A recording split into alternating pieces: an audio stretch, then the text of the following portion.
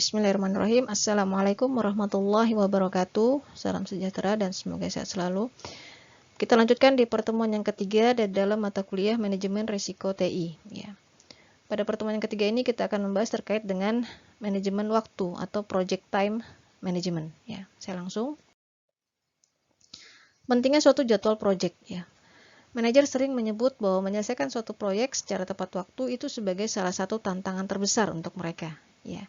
Saya ambil contoh dalam lingkup kecil saja, misalkan nanti kalian menyelesaikan suatu tugas akhir atau skripsi, kalian pasti kalian sebagai manajernya di situ ya kan, kalian sebagai manajernya karena kalian yang mengontrol semuanya ya, mengendalikan dan mengontrol semuanya. Nah di situ kalian punya target waktu, misalkan kalian punya target menyelesaikan skripsi kalian itu dalam jangka waktu 3 bulan. Ya, bagaimana kalian bisa menyelesaikan skripsi kalian itu dalam waktu 3 bulan sesuai dengan target yang sudah ditetapkan. Nah, itu menjadi tantangan tersendiri ya buat kalian ya. Waktu memiliki fleksibilitas ya. Ya, sudah saya pikir sudah sangat jelas bahwa waktu memang sifatnya fleksibel ya. Masalah jadwal adalah alasan utama konflik pada proyek ya. Masalah jadwal itu adalah alasan utama konflik pada proyek ya. Karena memang kita tidak bisa mengetahui resiko-resiko ataupun kendala-kendala yang terjadi selama berjalannya proyek ya. Sehingga memang perubahan pada jadwal proyek atau perubahan pada target waktu itu bisa memungkinkan ya. Karena itu menjadi resiko tersendiri. Jadi kalau kita berbicara terkait dengan manajemen resiko terkait dengan target waktu itu juga menjadi resiko tersendiri di dalam penyelesaian suatu proyek. Saya lanjutkan. Proses project time management ya. Kemarin juga di dalam kita berbicara terkait project scope management itu ada proses-proses yang dilalui ya.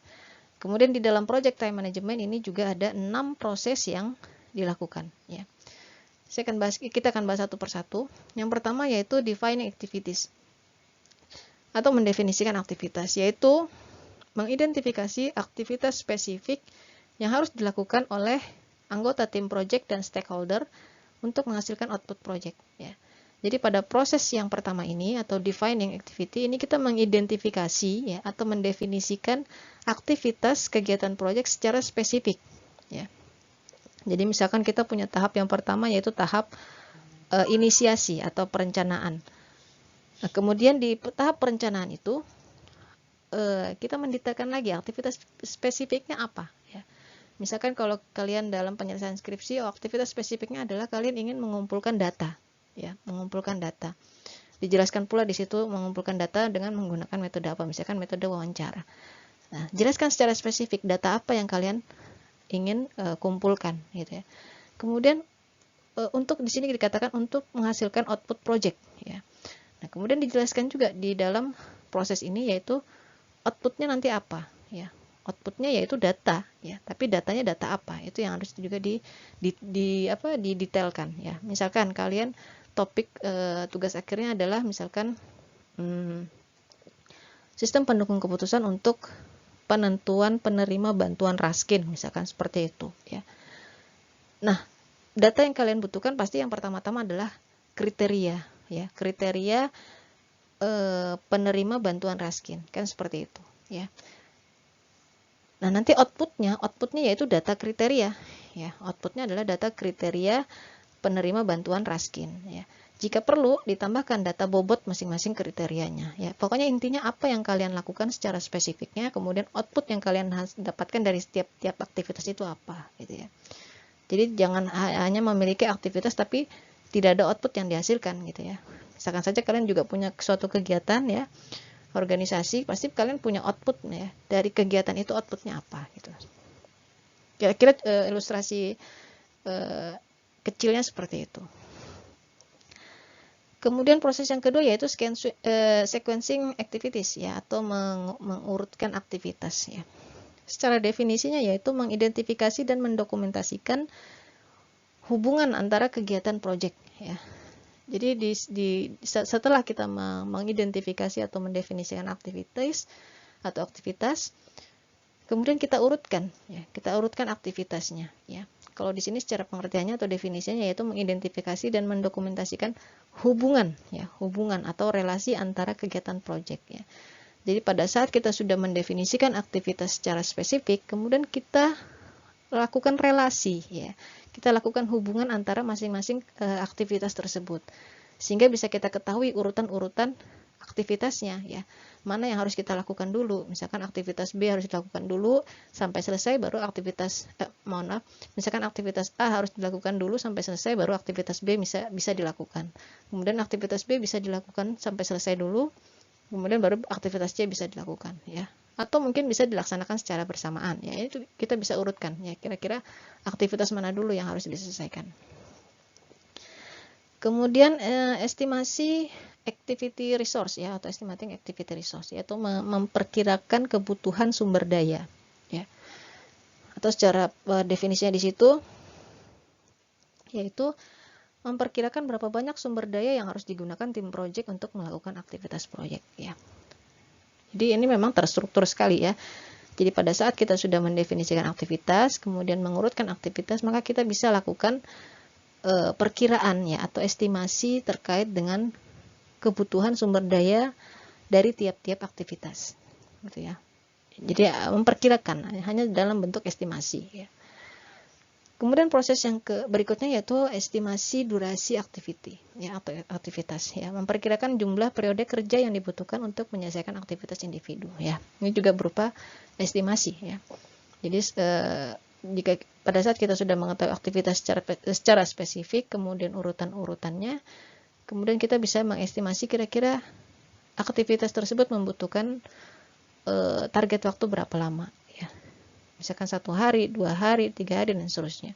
Oh misalkan aktivitas C lebih kompleks ya, mungkin membutuhkan waktu sampai 6 hari atau 7 hari ya, 1 minggu dan sebagainya ya. Jadi dalam bentuk estimasi. Kemudian proses yang berikutnya yaitu developing schedule ya. Ya, di sini sudah mulai tahap kita mengembangkan atau membangun jadwal ya. Menganalisis urutan kegiatan ya, yang tadi sudah kita lakukan di tahap yang kedua ya. Kemudian memperkirakan sumber daya kegiatan ya, tahap yang ketiga tadi. Kemudian memperkirakan durasi kegiatan, tahap yang keempat tadi, untuk membuat jadwal proyek ya. Jadi pada saat tahap atau proses pertama sampai dengan proses yang keempat ini sudah kita lakukan, maka di tahap yang berikutnya ini kita sudah mulai bisa membuat atau membangun jadwal proyek ya, berdasarkan apa yang sudah diidentifikasi tadi di tahap-tahap yang sebelumnya ya. Kemudian tahap yang berikutnya yaitu controlling the schedule ya, atau mengontrol jadwal ya. Di sini mengendalikan dan mengelola perubahan jadwal proyek ya. Jadi di sini sudah mulai kita melakukan kontrol terkait dengan target waktu yang sudah dibangun ya. Misalkan kita punya target waktu 6 bulan proyek tersebut, ya di situ kita kontrol kira-kira berjalan sesuai dengan semestinya atau seperti apa ya. Terkait dengan perubahan jadwal waktu itu memungkinkan masih dirubah gitu ya. Misalkan tadi target kita 6 hari, ternyata 5 hari sudah bisa terlaksana atau selesai ya. Berarti akan ada perubahan terkait dengan jadwal ya. Saya lanjutkan. Project Management Process Group ya, dan Knowledge Area Mapping ya. Di dalam Project Time Management, untuk proses yang pertama sampai dengan proses yang kelima itu ada di tahap planning ya. Sedangkan untuk proses yang keenam tadi ada controlling ya, controlling schedule itu pada tahap di monitoring and controlling ya. Ini di dalam Project Management Process Group ya. Kemudian ini Project Time Management Summary ya. Kira-kira seperti ini nih ya.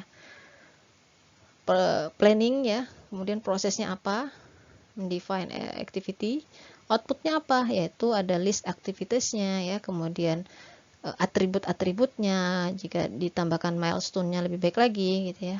Jadi detail di sini ya, list aktivitasnya apa, jika ada atribut-atribut yang ditambahkan lagi untuk memperjelas aktivitasnya silakan ya. Kemudian proses yang kedua sequence activity. Jadi outputnya apa? Outputnya yaitu berupa project schedule network diagram atau diagram jaringan terkait dengan jadwal project ya. Nah, ini bisa dibuat sudah ya. Jadi kita sudah mengurutkan aktivitas di sini dalam bentuk network diagram atau diagram jaringan. Kemudian ada project dokumen update ya. Ini selalu ya. Jadi tiap tahap selalu ada ini ya. Karena kita harus memang mendokumentasikan tiap tahap dari aktivitas-aktivitas project kita. Kemudian estimate activity resource ya. Outputnya apa? Ya, outputnya yaitu berupa detail ya, requirement resource activity ya. Jadi kebutuhan resource-nya itu detail dijelaskan, kemudian resource breakdown strukturnya jika ada ya, artinya dari kebutuhan sumber daya tersebut jika ada breakdown-nya lagi ya, silakan ditambahkan. Kemudian dokumentasi project itu pasti ya. Kemudian proses yang berikutnya estimate activity duration. Ya, nah ini outputnya yaitu berupa estimasi durasi tiap aktivitas ya. Kemudian dokumentasi project ini selalu juga ya. Jadi setiap tahap memang selalu ada dokumentasi project ya. Project dokumen update, project dokumen update, project dokumen update. Kemudian proses yang berikutnya itu develop schedule ya. Ini di dalam planning tadi ya. Outputnya apa? Outputnya yaitu berupa jadwal project ya. Di sini sudah mulai kita mendevelop schedule ya. Di sini sudah mulai kita mendevelop schedule. Jadi outputnya adalah schedule project ya. Schedule baseline, schedule data ya. Intinya adalah schedule project. Ya. Kemudian project dokumen ya. Dokumentasi project ini selalu ya. Di tiap tahap selalu.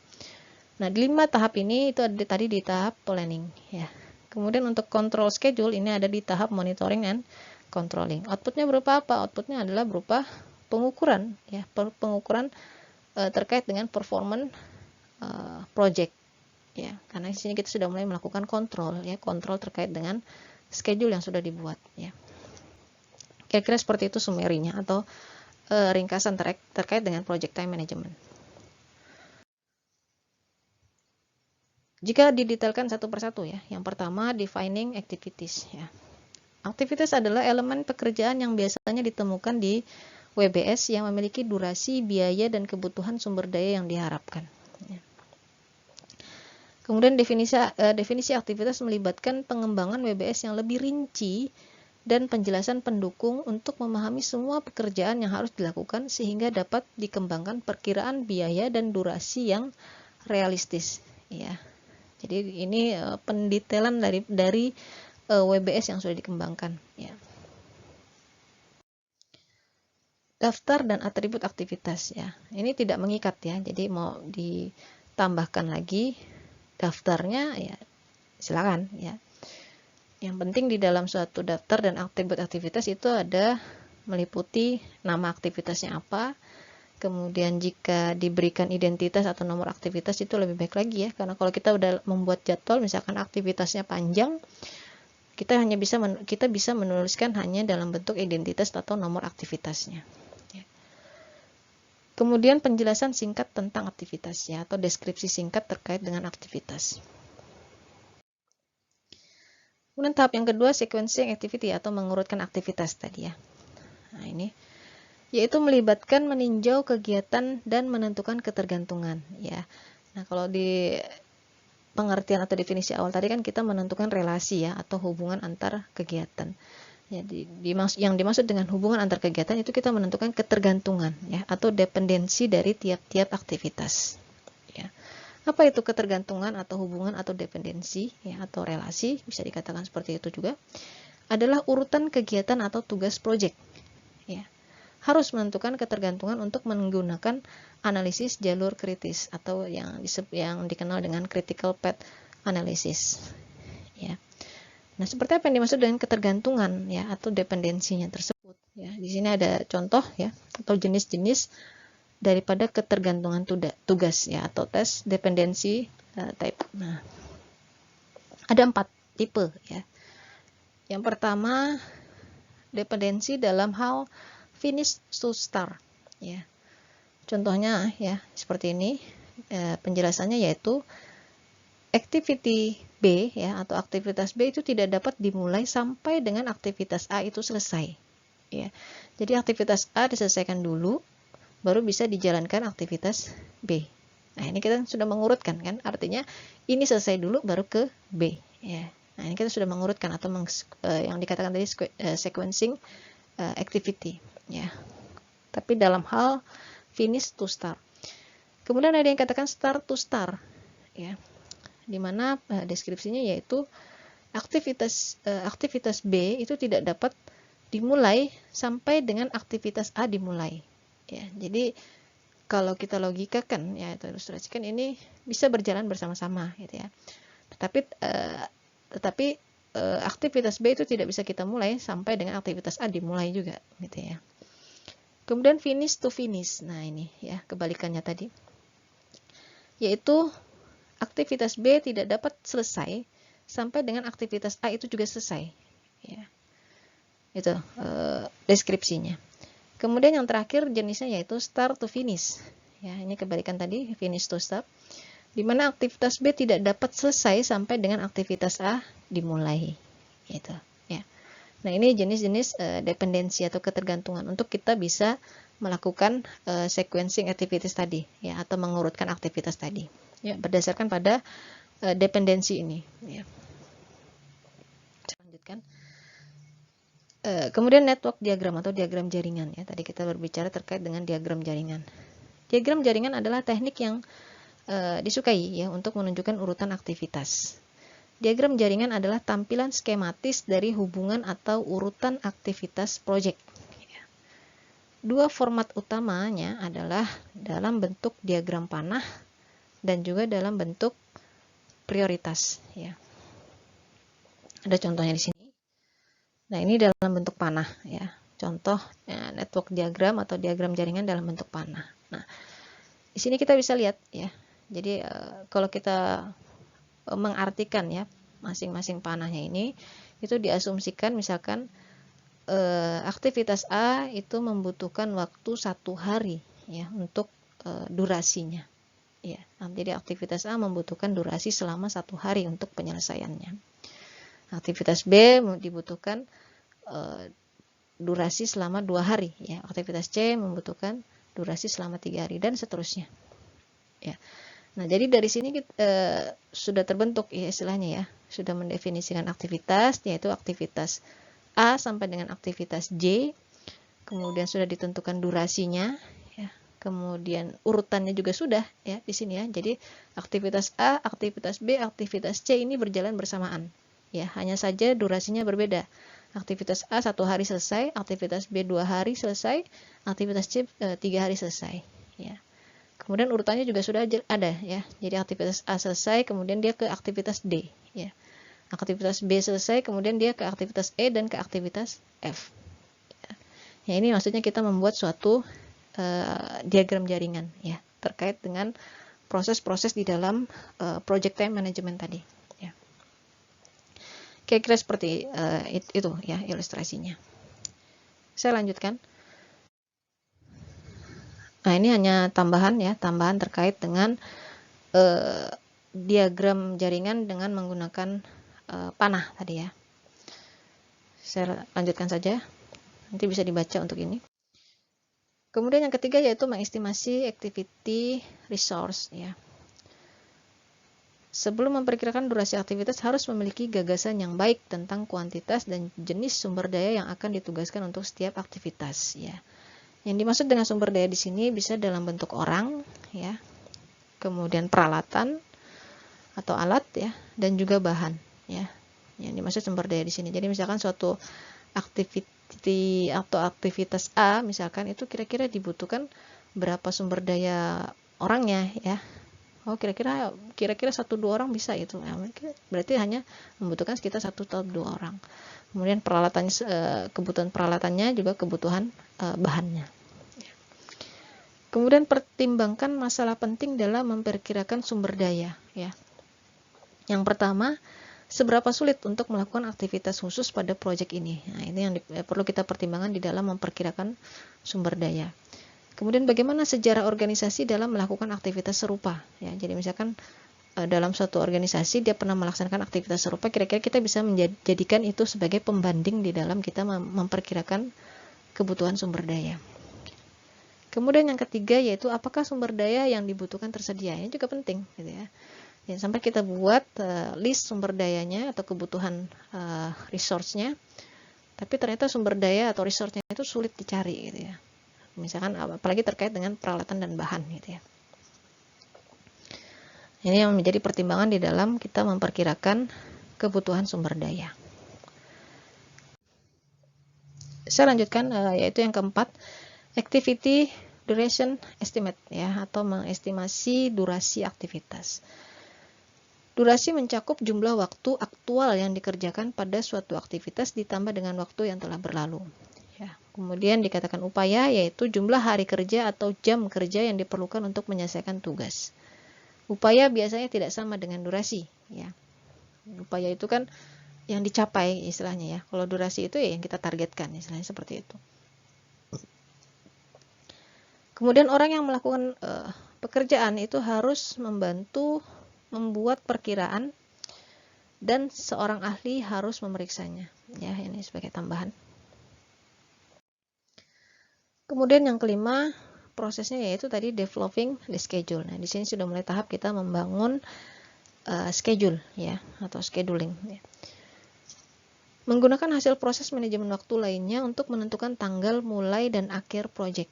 Ya, di sini kita sudah mulai menentukan ya tanggal mulainya kapan, akhirnya kapan ya, karena kita sudah menentukan tadi aktivitasnya misalkan ada berapa, kita sudah definisikan, kemudian durasi dari tiap-tiap aktivitasnya berapa lama ya, sehingga kita bisa menentukan tanggal mulainya sampai dengan akhir proyeknya.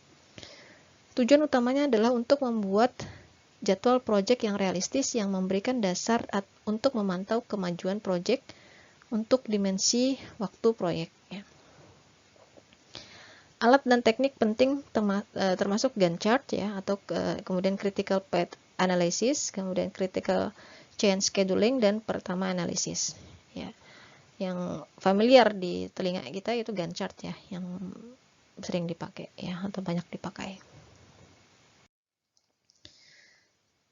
Ini kira-kira contoh ya Gantt chart ya, yang menyediakan format standar untuk menampilkan informasi jadwal proyek dengan membuat daftar kegiatan proyek dan tanggal mulai dan selesai yang sesuai dengan format kalender ya. Jadi tadi misalkan kita sudah mendefinisikan sampai dengan 10 aktivitas ya, dari aktivitas A sampai dengan aktivitas J. Kemudian durasinya jadi sudah ada juga ya, misalkan aktivitas A tadi durasinya sekitar 1 hari, aktivitas B 2 hari ya, aktivitas C 3 hari ya. Sini tinggal kita gambarkan dalam bentuk durasinya ya, atau jadwalnya ya. Kemudian tadi juga sudah tahu urutannya ya. Jadi dari aktivitas A dia langsung ke aktivitas D ya. Dari aktivitas B dia ke aktivitas E ya. Kita sudah tahu urutannya. Jadi dari jadwal ini kita sudah bisa menganalisis ya. Menganalisis urutan aktivitasnya, durasinya ya. Sudah bisa kita analisis di sini.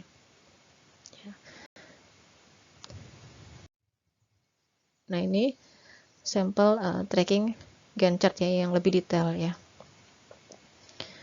Jadi ada durasi target ya, kemudian ada aktualnya ya.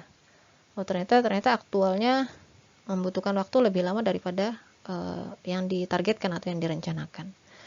Nah, ini sampel tracking Gantt chartnya ya. Nah, ini sudah mulai controllingnya di sini ya. Dalam artian tadi kita sudah membuat Gantt chart-nya atau jadwalnya, kemudian di sini controlling-nya ya, kita bisa lakukan controlling. Oh, ternyata aktivitas tertentu ini melampaui daripada target waktu yang sudah ditentukan. Ini controlling-nya di sini ya. Kemudian tadi kita juga membahas terkait critical path method ya. Ini aja tambahan ya. Terkait dengan critical path method, itu adalah teknik diagram jaringan ya, yang digunakan untuk memprediksi total durasi proyek ya. Kemudian jalur kritis atau critical path untuk suatu proyek adalah rangkaian kegiatan yang menentukan waktu paling awal untuk menyelesaikan proyek. Critical path adalah jalur terpanjang melalui diagram jaringan dan memiliki jumlah slack atau float yang paling sedikit ya. Slack atau float itu apa? Itu jumlah waktu suatu aktivitas mungkin tertunda tanpa menunda aktivitas berikutnya ya. Tanpa menunda aktivitas berikutnya atau tanggal penyelesaian proyek ya. Ini pengertian daripada critical path ya. Jadi sama aja sebenarnya network diagram juga ya, atau diagram jaringan juga.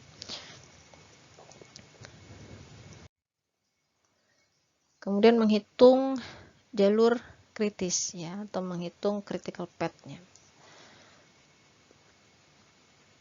Ini mungkin tidak saya bahas terlalu detail ya, kita langsung ke contoh saja supaya lebih mudah memahami. Nah, ini contoh ya, menghitung terkait dengan diagram jaringan tadi atau jalur kritis critical path. Yang dikatakan jalur kritis itu apa sih gitu ya. Nah, di sini kan ada 4 path ya. Ada 4 path atau ada 4 jalur gitu ya. Jalur pertama yaitu ADHJ, aktivitas ADHJ ya, aktivitas A, kemudian aktivitas D, aktivitas H, aktivitas J sampai dengan dia finish ya, dari dia start kemudian sampai dia finish. Kemudian jalur yang kedua yaitu BEHJ, BEHJ ya. Kemudian jalur yang ketiga yaitu BFJ, B, kemudian F, kemudian J ya. Kemudian jalur yang keempat yaitu C, G, I, J ya. Nah, dari sini kita bisa tahu ya, dari masing-masing jalur ini membutuhkan waktu berapa lama sampai dengan dia finish ya. Sehingga kita bisa lihat bahwa critical path atau jalur yang kritis yaitu pada path yang kedua ya, karena memiliki durasi yang paling lama ya, 16 hari ya, dibanding dengan jalur yang lain ya. Jadi jalur BEHJ ini sebagai critical path-nya atau jalur kritisnya ya, karena membutuhkan durasi yang paling lama gitu ya. Mana path yang kedua ini ya, BEHJ ya. Ini ya untuk menentukan critical path-nya. Menggunakan jalur kritis untuk mempersingkat jadwal proyek ya. 3 teknik utama untuk mempersingkat jadwal ya. Nah, ini ada 3 teknik untuk mempersingkat jadwal. Yang pertama, mempersingkat durasi aktivitas atau tugas kritis dengan menambahkan lebih banyak sumber daya atau mengubah cakupannya atau mengubah skopnya tadi ya. Jadi karena tadi waktunya panjang ya, jadi dari critical path itu kita bisa mempersingkat durasinya itu dengan menambah sumber daya ya, supaya waktu pengerjaannya lebih cepat, maksudnya di situ ya, sehingga bisa mempersingkat durasi ya. Kemudian yang kedua, menghancurkan aktivitas dengan mendapatkan jumlah kompresi jadwal terbesar dengan biaya tambahan yang paling sedikit ya. Menghancurkan aktivitas dengan mendapatkan jumlah kompresi jadwal terbesar dengan biaya tambahan yang paling sedikit. Ini terkait dengan cost ya, terkait dengan cost. Jadi aktivitas yang ada semacam di breakdown lagi gitu ya, tetapi dengan mempertimbangkan cost-nya lagi ya, dengan mempertimbangkan cost-nya lagi kira-kira seperti apa. Kemudian aktivitas pelacakan cepat dengan melakukannya secara paralel atau tumpang tindih. Nah, ini bisa dilakukan tetapi resiko gitu ya. Jadi untuk mempersingkat durasi juga kita bisa lakukan secara paralel gitu ya. Jadi tumpang tindih. Nah, ini sudah boleh dilakukan, tetapi resikonya tadi juga perlu dipertimbangkan seperti itu.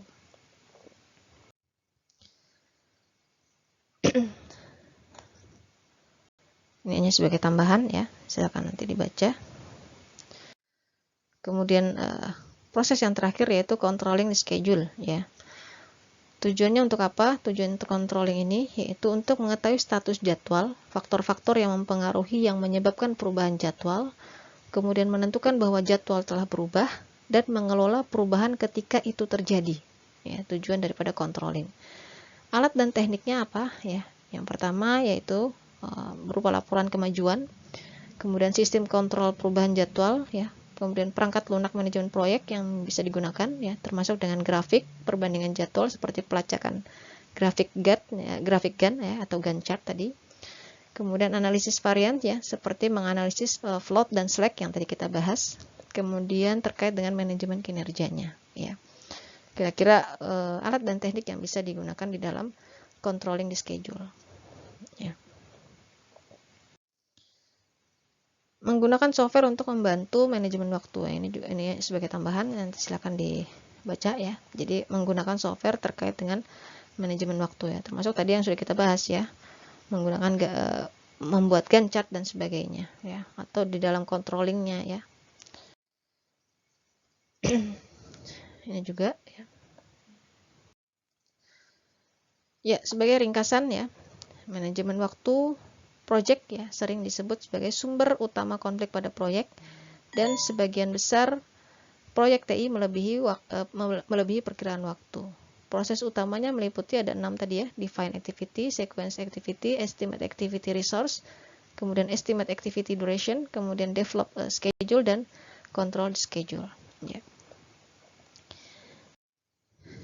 Ya, saya pikir itu yang bisa saya sampaikan untuk terkait dengan manajemen waktu atau project time management.